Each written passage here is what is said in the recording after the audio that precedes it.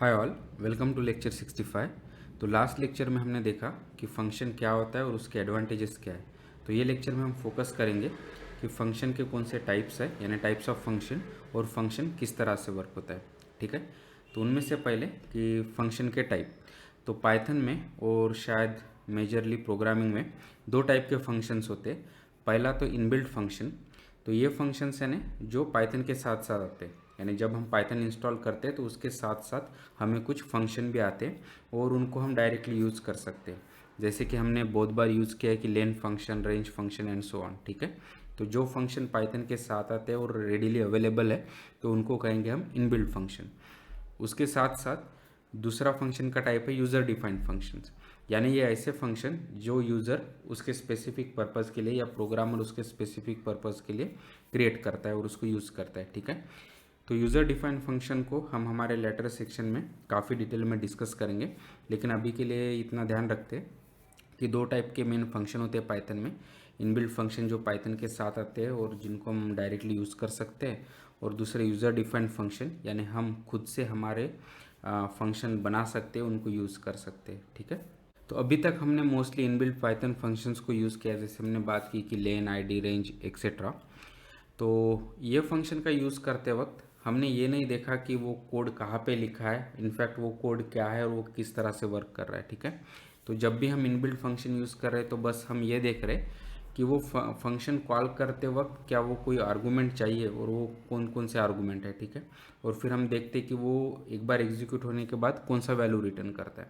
बस हम ये चीज़ें फोकस करके उस तरह से हम फंक्शन को कॉल करते हैं और यूज़ करते हैं। ठीक है, तो फॉर एग्जांपल हमें पता है कि लेन फंक्शन बेसिकली किसी भी इटरेबल का लेंथ हमें रिटर्न करता है।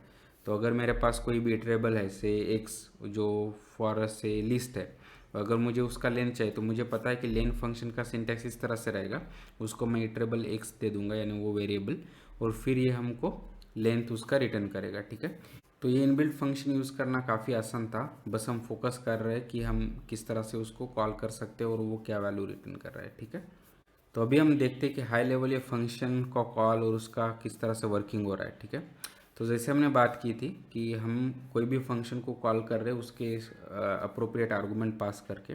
ठीक है, और जब भी हम फंक्शन को कॉल करते हैं तो क्या हो रहा है कि हमारा जो भी मेन प्रोग्राम है वो वहीं पे स्टॉप हो जाएगा और जो भी कंट्रोल जाएगा वो फंक्शन को जाएगा। ठीक है, और फिर जो भी फंक्शन का कोड होगा, अभी वो इनबिल्ट फंक्शन हो सकता है या यूज़र डिफाइंड फंक्शन होता है, और वो जहाँ पे भी रिटर्न है और उसके जो भी इंस्ट्रक्शंस है वो एग्जीक्यूट करेगा, और फिर वो पूरा फिनिश होने के बाद फिर वो कंट्रोल हमारे मेन प्रोग्राम को रिटर्न हो जाएगा, और फिर वही से हम वो फिर से हमारा मेन प्रोग्राम फिर से रिज्यूम हो जाएगा। ठीक है, तो अगर इसको डायग्रामेटिकली देखना है तो हम इस तरह से कह सकते हैं, से हमारा ये कोई मेन फंक्शन है, यहाँ पे पहले कुछ इंस्ट्रक्शंस है। ठीक है, तो ये बेसिकली इंस्ट्रक्शन 1 से स्टार्ट होगा, 1 बाय 1 एग्जीक्यूट होगा टिल ये फंक्शन कॉल, और से यहाँ पे हमने कोई फंक्शन कॉल किया, से हो सकता है हमारा len function, like inbuilt function है।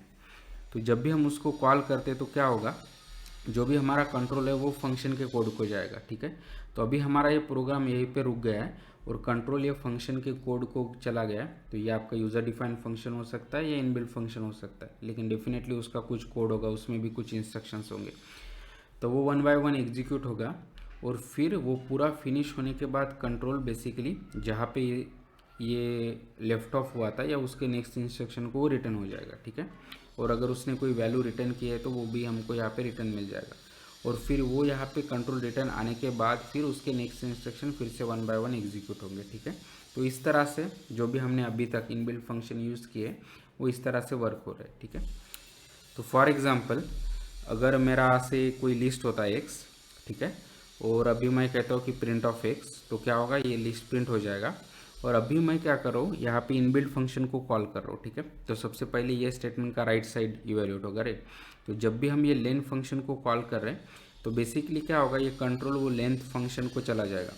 तो अभी ये इनबिल्ट फंक्शन है तो हम वरी नहीं कर रहे कि वो कोड क्या होगा, लेकिन जो भी होगा उसकी इंस्ट्रक्शंस एग्जीक्यूट होंगे, और फिर वो पूरा फिनिश होने के बाद कंट्रोल फिर से यहीं पे आ जाएगा। तो वो हमको रिटर्न क्या करेगा, इसका लेंथ, राइट, और फिर तो वो बेसिकली 5 होगा, और फिर हमारा मेन प्रोग्राम जैसे कंट्रोल बैक आ गया फिर से यहाँ से रिज्यूम हो जाएगा, और फिर ये स्टेटमेंट कम्प्लीटली एग्जीक्यूट करेगा। तो क्या होगा, लेंथ ऑफ एक्स को, जो भी इसका लेंथ है, ये केस में 5, वो असाइन हो जाएगा और फिर नेक्स्ट स्टेटमेंट उसके लेंथ को प्रिंट करेगा एंड सो ऑन, ठीक है। तो हमारा आउटपुट शायद कुछ इस तरह से होगा कि पहले लिस्ट एज इट इज़ और फिर लेंथ इज इक्वल टू 5, ये केस में, ठीक है।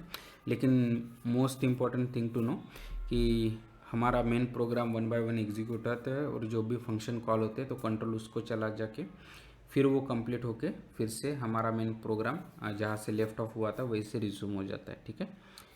तो आई होप कि अभी आपको फंक्शन के टाइप और फंक्शन का वर्किंग एट हाई लेवल समझ में आया होगा। So please like the video, share the video, subscribe the channel and keep learning, keep coding and have fun. Thank you.